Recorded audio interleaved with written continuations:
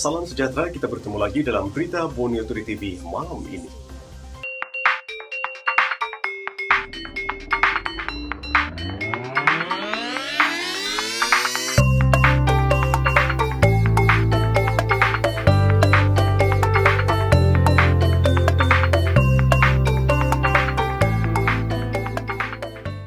Persidangan Dewan Undangan Negeri Sabah akan diteruskan seperti yang dijadualkan pada 16 April ini. Tiada orang awam akan dibenarkan hadir. Persidangan Dewan Undangan Negeri Sabah akan diteruskan seperti dijadualkan pada 16 April ini bagi memenuhi keperluan perlembagaan negeri. Ketua Menteri Datuk Seri Panglima Haji Muhammad Syafiee bin Haji Abdal berkata, sekiranya persidangan DUN tidak diadakan dalam tempoh masa ditetapkan, sidang Dewan boleh dibubarkan secara automatik. Beliau berkata, sidang DUN pada 16 April ini perlu diadakan bagi membolehkan kerajaan negeri meluluskan rang undang-undang perbelanjaan negeri bagi memperuntukkan kewangan tahun ini. Katanya kerajaan akan memperincikan bagaimana sidang Dewan ini mematuhi peraturan PKP dan jarak selamat 1 meter. Atas sebab itu, tiada orang awam dibenarkan hadir. Hanya wakil rakyat sahaja yang perlu hadir. Malah tiada acara perbarisan ketika perasmian sidang DUN. Katanya yang di-Pertuan Negeri, Tun Johar Mahiruddin akan berucap merasmikan sidang Dewan dan selepas itu barulah sesi pembentangan dan perbahasan akan dilakukan. Penjelasan mengenai peruntukan tertentu akan diperjelaskan ketika sidang DUN untuk mengelakkan kekeliruan orang ramai dan pemalsuan fakta oleh pihak tidak bertanggungjawab. Saya akan maklumkan di Dewan nanti. Yeah. So, there is no worries on our part. Saya dah minta pengarah SPRM pun masuklah. Kalau nak masuk, pergi pejabat saya pun masuklah. Cek. Kementerian Kewangan, ya, apa cara dia, apa kaedah dia. Kita tidak ada nak melindungi mana-mana pihak. We are very transparent. Tapi jangan assume kita as if we are doing something illegal like what they have done before. This is a different government system yang ada. Ya. Datuk Seri Muhammad Syafiee berkata, masa bersidang akan dipendekkan bagi meminimalkan masa selaras dengan pematuhan PKP. Dengan tiada kes positif baharu dilaporkan hari ini, jumlah kes COVID-19 di Sabah kekal 248. Setakat ini, Tawau kekal sebagai daerah tertinggi mencatat kes COVID-19 sebanyak 67 kes, diikuti Lahadatul 38 kes dan Kota Kinabalu 35 kes. Ini diikuti Sandakan 19 kes serta Kinabatangan dan Tuaran masing-masing 17 kes. Manakala 5 pesakit telah sembuh hari ini. Satu pasukan khas kini beroperasi di Makmal Kesihatan Awam Kota Kinabalu untuk menjalankan ujian COVID-19 ke atas sampel pesakit yang masih belum diproses. Sehingga semalam, 82 daripada 248 pesakit COVID-19 di Sabah telah sembuh bersamaan kadar 33%. Pengarah Kesihatan Sabah, Datuk Christina Rundi berkata, 2 pasukan sebanyak 30 orang melakukan ujian itu di Makmal Kesihatan Awam Kota Kinabalu. Pasukan itu cuba menyelesaikan ujian ke atas 4,600 sampel dalam tempoh 2 hari. Special team mobilized to help clear backlog of test samples in Sabah.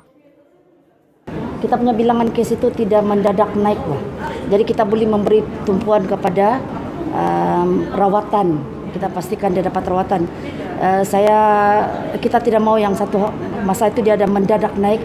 Kita tidak dapat memberi perhatian kepada pesakit-pesakit ini. Jadi kita nampak macam oleh kerana kita dapat kawal bilangan kes yang terdapat di negeri Sabah itu, maka kita dapat memastikan mereka ini sembuh.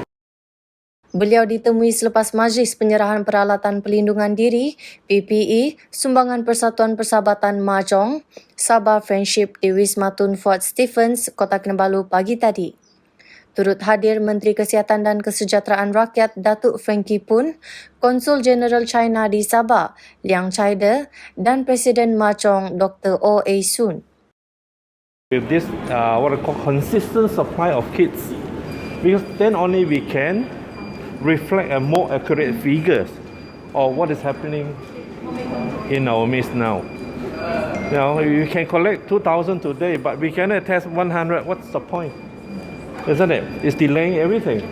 Must well we actually have the sufficient kits in order to be able to reflect accurately, to test and accurately reflect what is the situation, whether we actually have a plateau or not. So you see, we need people also not only to donate the mask, we need people also to donate their test kits as well. Keperluan melaksanakan perintah kawalan pergerakan diperketatkan. PKPD di Tawau hanya akan dilaksanakan atas arahan Majlis Keselamatan Negara MKN, kata Setiausaha Kerajaan Negeri Datuk Safar Untung.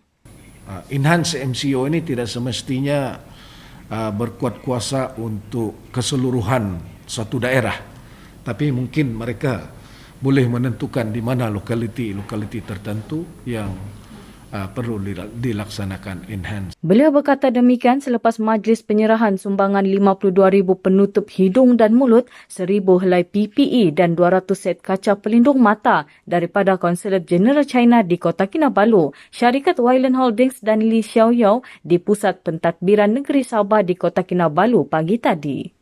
Syarikat Wayland akan turut menyumbang 70,000 lagi penutup hidung dan mulut secara berperingkat kelak.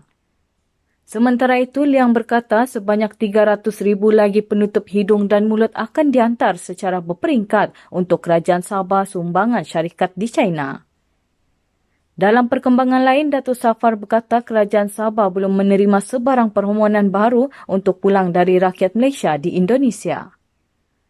Semua rakyat Malaysia yang masuk melalui Tawau akan terus ditempatkan di pusat kuarantin di daerah itu. Kumpulan pertama rakyat Malaysia tiba dari Indonesia di Tawau pada 21 Mac lalu, termasuk 12 orang peserta tabligh yang menghadiri himpunan Ijtimak Asia 2020. Kementerian Pelajaran dan Inovasi akan memastikan kebajikan pelajar Sabah di Sarawak dan Semenanjung Malaysia terjaga dan berada dalam keadaan baik sekiranya tempoh PKP dilanjutkan. Menterinya Datuk Dr. Yusof Yaakob kata, di Semenanjung Malaysia sahaja terdapat 13,000 pelajar Sabah dan mereka harus kekal berada di unit kediaman masing-masing meskipun terdapat banyak permintaan untuk mereka kembali ke Sabah. Dan kita telah membuat keputusan bahawa lebih baik pelajar-pelajar ini berada di asrama masing-masing. Kita sudah putuskan walaupun universiti itu tidak ada pengajian, tapi lebih selamat pelajar-pelajar ini untuk berada di kolej masing-masing. Dan kita pastikan bahawa kewajikan mereka dari segi makanan dan juga rekreasi barangkali kita susun supaya mereka tidak terlalu bosan di asrama. Beliau berkata demikian selepas melancarkan tabung sumbangan untuk institusi pengajian tinggi di Wisma Bandaraya Kota Kinabalu siang tadi. Datuk Dr. Yusof berkata jika pelajar Sabah di Semenanjung Malaysia dibenarkan balik, mereka perlu menjalani kuarantin dan ini hanya akan menyebabkan kesesakan di pusat kuarantin selain risiko penularan COVID-19. Bila mereka sampai di sini ada kemungkinan mereka juga akan dikuarantin. Jadi ini menyesatkan pusat kuarantin. Jadi keputusan kita setakat ini kita putuskan supaya mereka berada di kolej dahulu. Dan kalau mereka bergerak ada kemungkinan jangkitan itu masa mereka bersesak-sesak untuk ke airport, masa di airport, masa di kapal terbang dan sebagainya. Jadi lebih selamat mereka berada di tempat mereka sekarang. Jadi kita faham perasaan pelajar-pelajar ini. Jadi kita minta mereka bersabarlah untuk menerima keadaan ini. Dan mereka juga mesti bertanggungjawab sama-sama menjaga kepentingan rakyat Sabah dan juga keluarga mereka di kampung. Saya tahu mereka ini rindu kampung, bosan di asrama. Tapi inilah realiti yang kita hadapi sekarang. Saya minta kefahaman para pelajar ini untuk bersabar dalam keadaan sebegini. Ahli Dewan Undangan Negeri Sukau Datuk Sadi Abdul Rahman tampil dengan inisiatif sendiri untuk menyediakan dan mengagihkan 5,100 kampit beras dan 5,100 bungkus barang dapur dengan berat keseluruhan 89 tan bernilai kira-kira 255,000 kepada rakyat yang tinggal di pesisir pantai di Sukau serta mereka yang sudah bermastautin di bandar bagi mengurangkan bebanan rakyat ketika PKP. Bantuan itu mula diagihkan sejak beberapa hari lalu di Pejabat Adun Unit Pemimpin Pembangunan Masyarakat Sukau di Labuk Jaya, Sandakan untuk bermastautin di bandar manakala bantuan kepada penduduk di Mukim Litang, Kampung Dagat, Tidong dan Tundun Bohangi diserahkan di penempatan mereka. Datuk Sadi berkata beliau mengambil inisiatif sendiri dengan menggunakan peruntukan sentuhan kasih yang sepatutnya digunakan untuk pembangunan kawasan kepada bantuan makanan. Jelasnya sekurang-kurangnya 5,000 ketua isi rumah menerima bantuan berkenaan. Kedai memang tutup, tak ada kedai. Apatah lagi nelayan, petani. Saya ambil contoh di kampung Tun Buangin, satu kawasan yang bersaskan kampung nelayan yang dikelilingi oleh laut, macam seolah-olah pulau. Kalau kita bekal makanan sekalipun, kita tidak bekalkan bahan-bahan lain, seperti saya ambil contoh minyak petrol. Kalau mereka tidak ada minyak petrol, mereka tidak boleh keluar daripada kawasan itu, disebabkan tidak ada kedai yang menjual ataupun petrol kios yang menjual minyak di situ. Dan akhirnya kalau mereka tidak dapat keluar menggunakan bot dan tidak ada petrol yang dibeli, artinya orang kampung akan terperangkap. Beliau turut melahirkan penghargaan atas kesungguhan Ketua Menteri Datuk Seri Panglima Haji Muhammad Syafiee bin Haji Abdal membantu semua wakil rakyat untuk menyampaikan bantuan kepada penduduk di kawasan masing-masing menerusi pembentangan pakej rangsangan ekonomi baru-baru ini.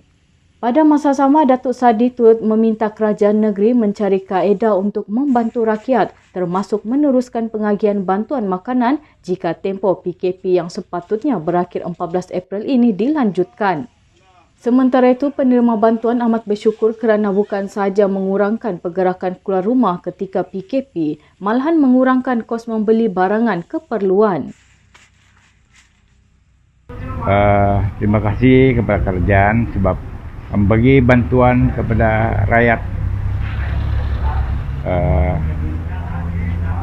di sini, dan kami bersyukur juga kepada kerajaan membagi bantuan untuk rakyat. Dapat membantu rakyat dari masalah yang sekarang ada ni kan, kekurangan makanan, banyak yang kadang ada yang tak bekerja tu kan susah mau dapat makan. Jadi saya sokonglah dengan bantuan yang ada sekarang nih, dapat mengurangkan beban yang ditanggung di rumah sekarang. Agensi Penguatkuasaan Maritim Malaysia Sabah dan Labuan meneruskan inisiatif untuk menghulurkan bantuan kepada komuniti maritim yang memerlukan di sepanjang tempoh PKP. Kali ini, bantuan makanan diagihkan kepada 82 keluarga di Pulau Balambangan, Kudat, berikutan kesukaran penduduk di kawasan berkenaan mendapatkan bekalan kerana perjalanan dari pulau ke Tanah Besar mengambil masa hampir sejam. Bantuan disampaikan oleh Setiausaha Persekutuan Sabah, Datuk Samsuni Muhammad Noor dengan diiringi Pengarah Maritim Sabah dan Labuan, Laksamana Pertama Maritim Muhammad Rosli Abdullah. Sumbangan berupa beras, telur, kopi, gula dan keperluan makanan yang lain disampaikan kepada 82 keluarga di pulau berkenaan. Menurutnya, Maritim Malaysia dengan kerjasama Pejabat Setiausaha Persekutuan dan Majlis Pengurusan Komuniti Kampung tidak melupakan komuniti maritim yang mengalami kesulitan untuk mendapatkan bekalan dalam tempoh PKP ini. Kampung Pangkalan Salung di Nabawan dilanda banjir kilat semalam akibat hujan lebat sejak 2 hari lalu yang menyebabkan 68 penduduk terjejas namun tiada pemindahan dilakukan. Sepasukan pegawai dan anggota bomba dari Balai Suk bergegas ke lokasi selepas menerima panggilan kecemasan pada pukul 9.39 pagi daripada pegawai daerah Nabawan, Virus Malitam. Ekoran kedudukannya yang terpencil, pasukan bomba mengambil masa kira-kira 2 jam 30 minit untuk tiba ke tempat kejadian. Beberapa buah rumah terjejas termasuk 5 buah kenderaan pacuan 4 roda yang telah ditenggelami air. Bomba turut menasihatkan penduduk kampung agar berada di kawasan tinggi sekiranya berlaku hujan lebat berterusan. Tiada sebarang kemalangan jiwa dilaporkan dan paras air telah mula surut semasa pasukan bomba meninggalkan tempat kejadian pada pukul 3 petang semalam. Saudara, sekiranya terserempak kenalan ketika membeli barangan keperluan, jangan jabat tangan. Ambil tangan kanan, letak dada kiri. kita jaga kita. Salbina Saribun, BTTV.